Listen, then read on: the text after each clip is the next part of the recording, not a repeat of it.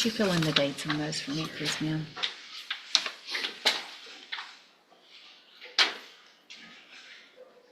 All right.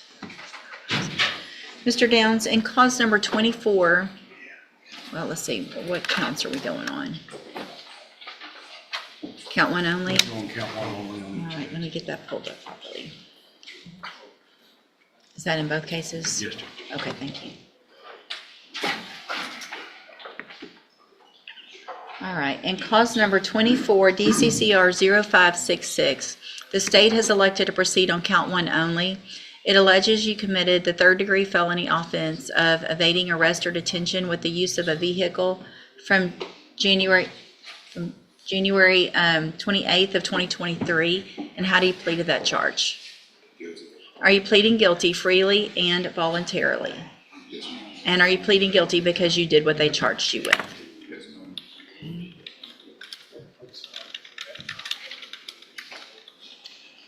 Give me a second to pull the other one up.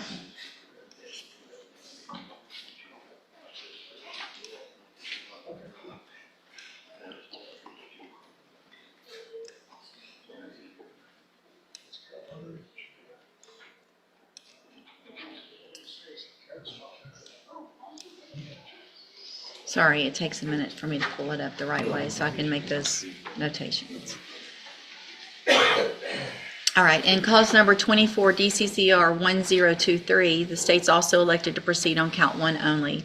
It alleges you committed the third-degree felony offense of deadly conduct discharging a firearm from January 28th of 2024. And how do you plead to that charge? Guilty. And are you pleading guilty freely and voluntarily? And because you did what they charged you with. In each of these cases, I have here on the tablet some documents that have your signature on them. Before you signed these, did you go over them with Mr. Lewis? Do you fully understand them? And do you understand, if I follow the agreements that you've made with the district attorney, that you will be waiving or giving up any right to appeal? Do you also understand, if you're not a U.S. citizen, that a plea of guilty or no contest may result in your deportation, exclusion from admission to the country, or denial of naturalization under federal law? State tenders number one in each case. No objection, Judge. It's admitted in each case. Is there any evidence that Mr. Downs is not competent? No, Judge. All right, Mr. Downs, in each of your cases, I'm going to find that you entered your pleas of guilty freely and voluntarily. Find that you're mentally competent and you understand the nature and the consequences of those pleas. In cause number 24, DCCR 0566, find sufficient evidence to find you guilty, and at this time, find you guilty of evading arrest or detention with the use of a vehicle. Sentence you in accordance with your agreement to a term of 6 years in the institutional division of the Texas Department of Corrections. You will receive credit on that sentence for any time that you've been in custody that the law gives you the right to receive. And then in cause number 24, DCCR 1023, also find sufficient evidence to find you guilty, and at this time find you guilty of deadly conduct discharging a firearm. Sentence you in accordance with that agreement to a term of 6 years in the institutional division of the Texas Department of Corrections. You will also receive credit on that sentence for any time that you've been in custody that the law gives you the right to receive. These cases will run concurrently, which means together at the same time. I'm handing you the trial court certification in each case that shows that these were agreements that I followed, and so you've waived your right to appeal. I've also handed you a written admonishment regarding your ineligibility to possess a firearm or ammunition. Because of the judgments entered against you, you're ineligible under Texas law to possess a firearm or ammunition. Possession of a firearm or ammunition could lead to charges against you. Firearm is a legal term, and you should read the written admonishment I provide you to see what devices qualify as a firearm. If you have questions about the laws that make you ineligible to possess a firearm or ammunition, or about how long that lasts, you can talk with Mr. Lewis. It's my understanding, is there already a federal sentence that you're serving? It's already been sentenced. So did they specifically They said that it would run according to. concurrently? Concurrently. Okay. According to.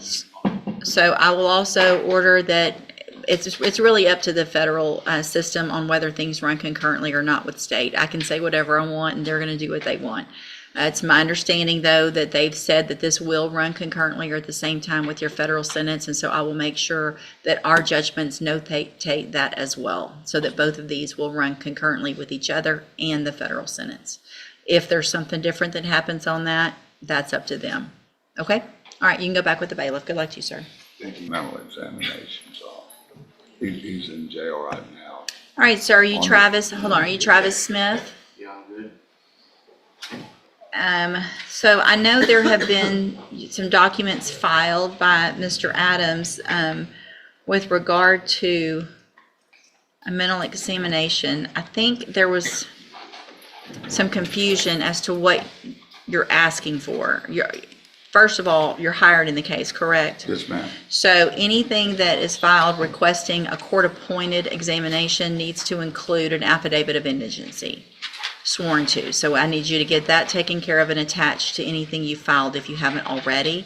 Well, it's not indigent, so we might have to Okay. take up part of it. I'm not gonna file that. Okay. For that reason, I mean, Okay, I mean, there are times when someone can Yeah. hire an attorney, Yes. but they run out of Yeah. money or whatever it is. If that's not the case and he's not indigent, then I'll reset the case to give you a time to have someone get that examination taken care of. But if it's a hired case and they're not indigent, that would be something that the defense would take care of. So, well, I did you- could still have, I think I have an order that would allow that. Let me look through it here. I wrote the order different ways. I guess what I'm saying is I'm not going to sign an order having the county pay for it unless there is an order Yeah. him go to the appropriate facility, all right? All right, so you get the examination taken care of. I have to get you examined to make sure you're confident in what's going on, but when you know health, huh? A doctor's going Here's where the judge draws the line. If the defense wants a court-funded mental examination, they need to establish indigency. Otherwise, that cost falls on the defense. But this isn't the final decision. The judge is giving them time to arrange the evaluation themselves. The big question now is, what will that examination reveal? to come visit with you and just talk to you about your case and what's going on and make sure you understand everything, and then we'll go forward after that, okay? I'm not understanding why we just with the case. Because that's what we're going to take care of. That's what your lawyer is recommending. So that's what we're going to do. So you can go back with the bailiff. Mr. Adams, the quicker you get that done, the better, so that whoever's going to do it can get out there and get that taken care of.